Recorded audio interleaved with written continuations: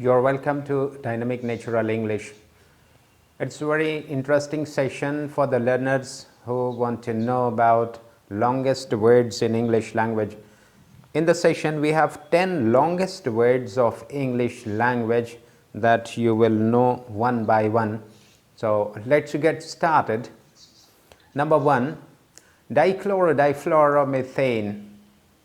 dichlorodifluoromethane. This is a chemical compound. ये CCl2F2 का compound होता है, डाइक्लोरोडाइफ्लोरोमीथेन इसको प्रोनाउंस करेंगे.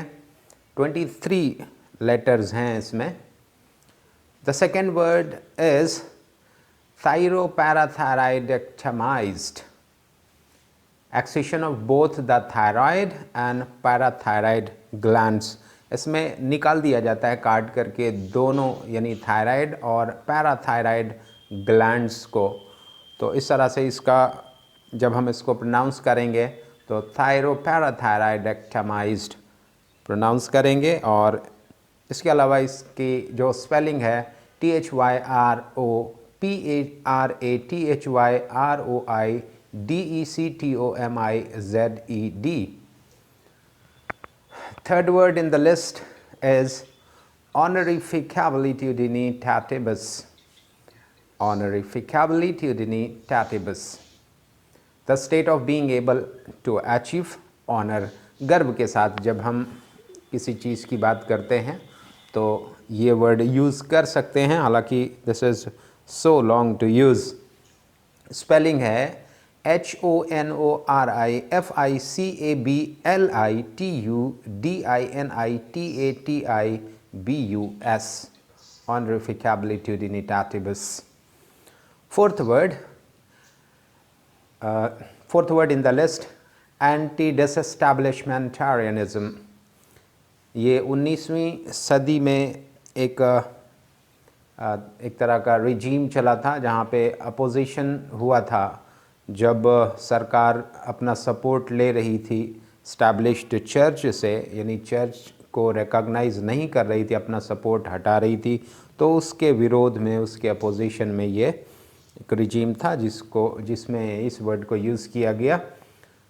इसकी स्पेलिंग देखते हैं ANTIDISESTABLISHMENTARIANISM.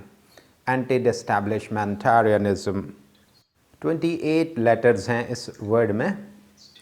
Next word in the list, number 5th is flossinosinehylipification. The act of considering something to be worthless. जब किसी चीज़ को बोला जाए कि अरे ये बेकार की चीज़ है, वैल्यूलेस है, इसकी कोई ज़रूरत नहीं है, अहमियत नहीं है, तो ऐसे में इस वर्ड को यूज़ कर सकते हैं. इसका ये मतलब होता है. स्पेलिंग इसका देखेंगे तो FLOCCINAUCINIHILIPILIFICATION. फ्लॉक्सिनोसिनेहिलिपिलिफिकेशन, ये इसका प्रोनाउंस करने का तरीका है. अब इसके बाद इससे भी बड़ा वर्ड है 30 लेटर्स का, at number 6th, which is pseudo-hypoparathyroidism. pseudo-hypoparathyroidism. 30 letters हैं इसमें. इसको शॉर्ट में PPHP भी कह सकते हैं.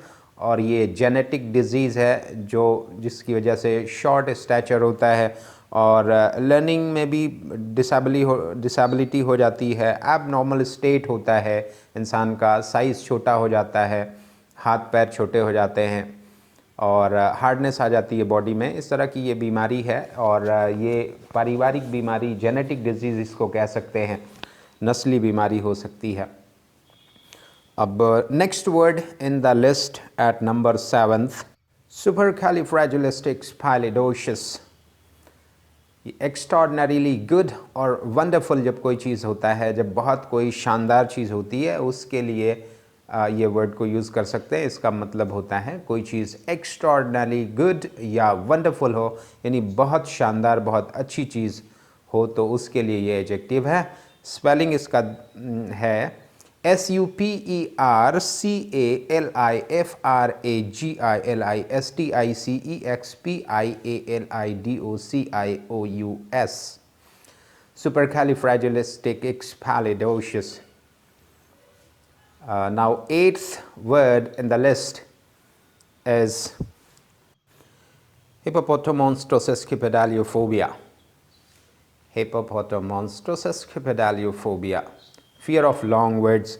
आयरनिकली ये लंबे वर्ड जो होते हैं उनका डर जो होता है उसका मतलब है, यानी इसकी मीनिंग है लंबे शब्दों से डर, means fear of long word. तो हिप्पोपोटामॉन्स्ट्रोसेस्किपेडालियोफोबिया इसको प्रोनाउंस करेंगे। इसकी स्पेलिंग है HIPPOTOMONSTROSESQUIPEDALIOPHOBIA। Hippopotamonstrosequipedaliophobia. Very interesting, so long word of 35 letters in it. You must be enjoying these amazing words. Now next, at number 9th, aminoheptafluorocyclotetraphosphonitrile. 9th word, ये भी काफ़ी लंबा word है। स्पेलिंग इसकी है AMINOHEPTAFLUORCYCLOTETRAPHONITRILE।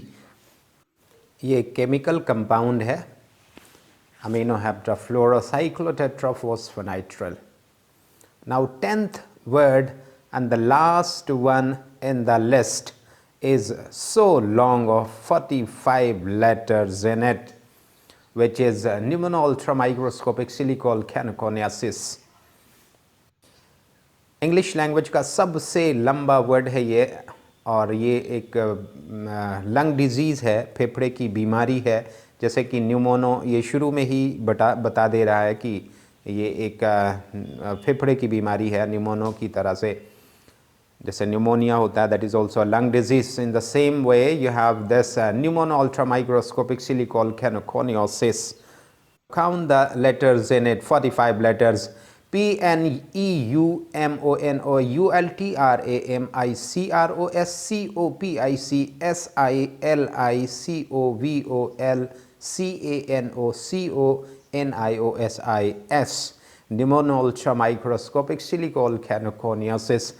ऐसे लंबे वर्ड्स को बोलने के लिए आपको चाहिए कि इसको सेक्शंस में जितने सिलेबल्स हैं, सिलेबल को आप सेग्रीगेट करेंगे, सिलेबल्स को अलग अलग करके फिर आप उसको practice करेंगे। that after that you will get fluency in reading these words, and I hope that this video must be very interesting and you will enjoy reading such long words of English language.